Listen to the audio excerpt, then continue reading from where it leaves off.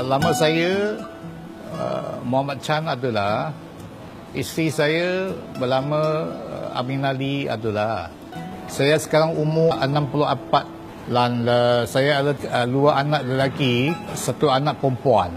Sekarang saya pun ada cucu-cucu lah. Saya seorang founder of restoran Muhammad Chan since 2007 sampai sekarang lah.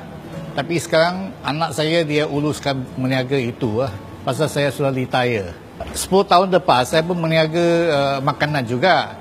Tapi bukan serupa kelai sekarang lah. Kita seorang juice processor dengan itu parti-parti makanan. Kilang di Bukit Beruntung. Lepas itu meniaga susah. Itu jam saya pergi meniaga orang petik cakap very down. Lepas itu saya ingat apa saya buat meniaga macam meniaga makanan. So dari situ saya start sampai sekarang. Sudah lebih kurang 10 tahun. Saya masuk Islam pasal itu jam tadi saya cakap saya meniaga jus proses parti makanan. Tapi itu jam saya banyak susah. Meniaga lampaknya maju. Tapi tiap-tiap hari susah. Bayar pekerja pun susah, ini pun susah, semua susah. Lepas itu saya fikir why not I change my lifestyle.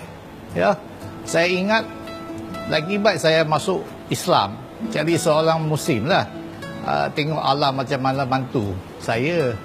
Tapi lepas itu successful lah. Allah betul-betul bantu saya, kasih saya banyak rezeki. Sampai saya buka restoran Muhammad Chan sampai sekarang 10 tahun. Tak ada apa-apa, Masya Allah. Itu jam saya ingat nak masuk Islam.